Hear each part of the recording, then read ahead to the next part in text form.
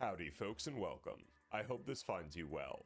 Today I'll be talking about Valve's new third-person MOBA shooter, Deadlock. As someone that played Dota 2 for a good amount of time, I was intrigued to see what Deadlock had in store for us. If you've watched any of my videos, you know I'm more of a cup half full kind of guy, and this will be no different. Deadlock is in pre-alpha, or however you'd like to describe it, so a lot of the things people on Reddit are complaining about hopefully will be fixed. I really wanted to focus on the implementation of game mechanics, sound, and things that were just generally working, and I'm very excited to see where they go from here. Thinking that it might be a mix of Team Fortress 2 and Dota. But that's not what Deadlock is, and it's really hard to condense this game into one sentence. Even more so, this is just a test. So where they are in a competitive multiplayer game is striking to say the least.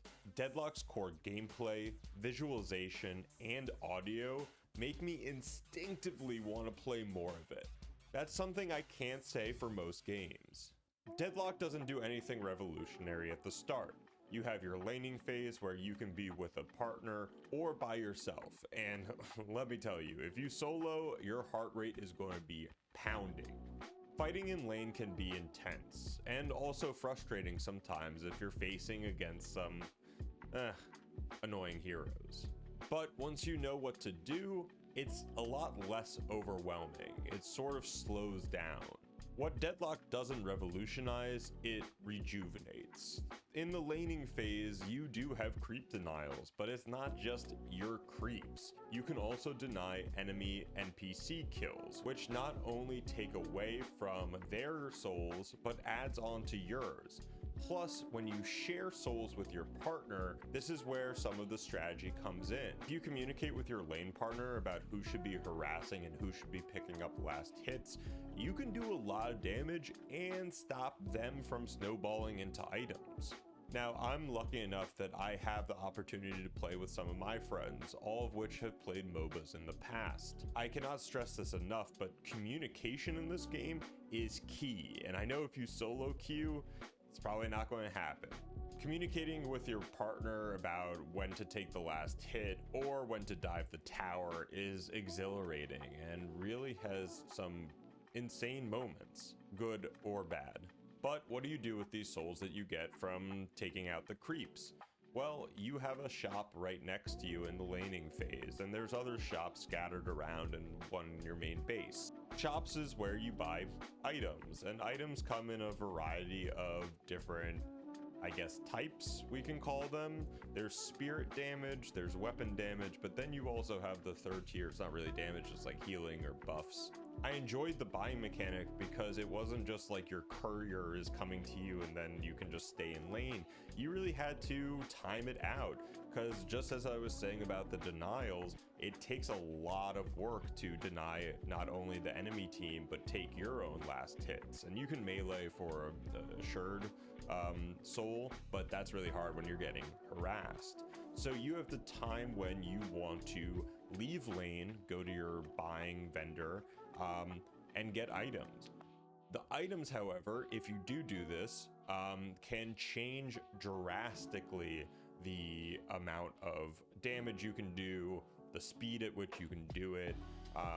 It's so much fun to leave lane if you're getting hurt, but still have some souls, and then come back with like an extra regen or an extra stamina and some weapon damage and just blast through your opponent. Early game upgrades can also be used to progress into mid-game items. I don't know if mid-game items do it for, I can't remember off the top of my head.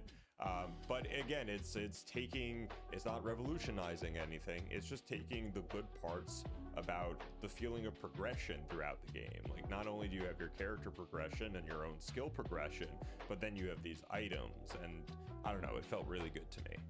Now, there is a lot happening in this game, and if the last 3 minutes of me explaining it felt overwhelming, that's okay. It was for me as well. Everything from the buying of items to team fights where I had just no clue what was going on was daunting, to say the least.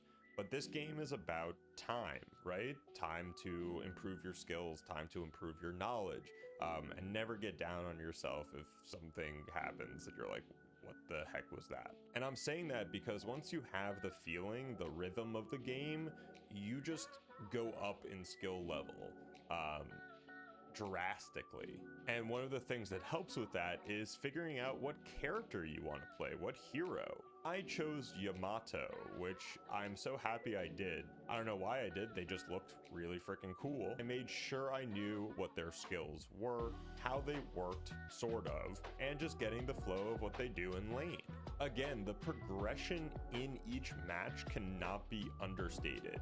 It feels so good to level up your 1 through 4 skills, get your items, kill creeps in like 2 shots, or kill heroes sometimes in 2 shots.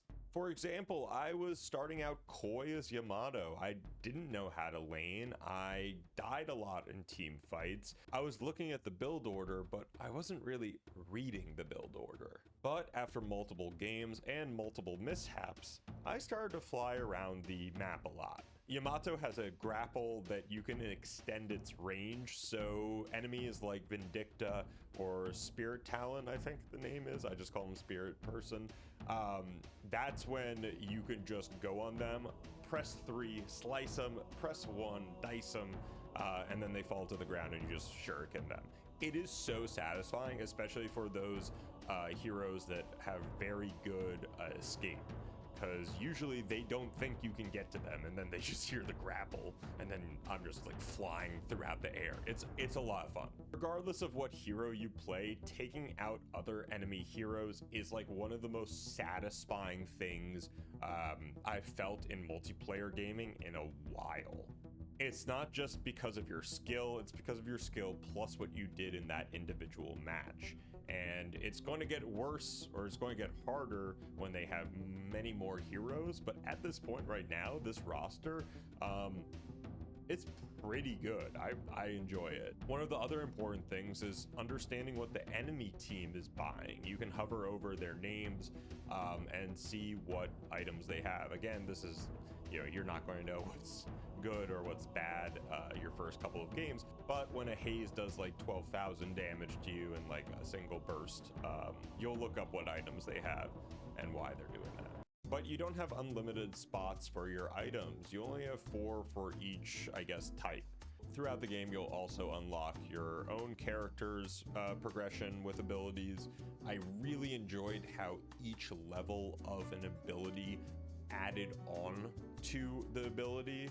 So I believe for Yamato, the sword strike does not slow until the 4th level, but once you get that slowing strike, yeah, that's going back to the satisfying. It's nice. Now, do not try to learn every single hero all at once.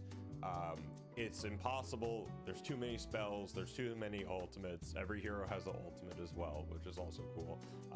But do not get down on yourself if you're like, I don't know what's going on. There's a nifty little damage meter that you can see what's killing you, and I'm sure your teammates will be screaming how whatever ultimate killed them is bullshit. So it's just another opportunity to learn. Also, being in its state, the graphics look really, really good. I like the uniqueness of the visuals. It reminds me of like a Lovecraftian Alice in Wonderland, but set in New York City somehow. I really hope they elaborate on the dialogue and the characters, since we only get snippets at the start of the game and throughout the match. I can see myself getting very into this universe, and there's something with these characters that I immediately latch onto. I don't understand why or how. I just care about them for some reason. And I also like the choosing of heroes aspect as well. This is another, not revolution, but refinement.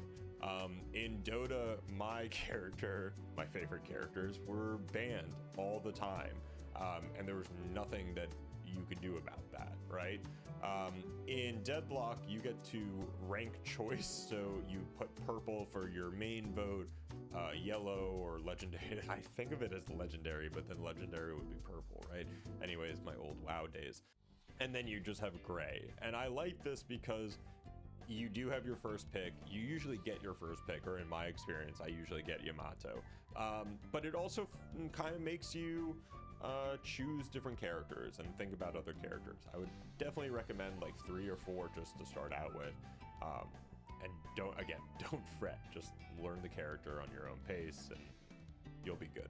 The no banning also makes you learn every single character or how to go against them. But Valve seems to be putting out weekly updates, and I know last week was Ivy being able to go invisible and escape without taking damage, and the week before was Abrams one-shotting heroes in the mid game with his punch.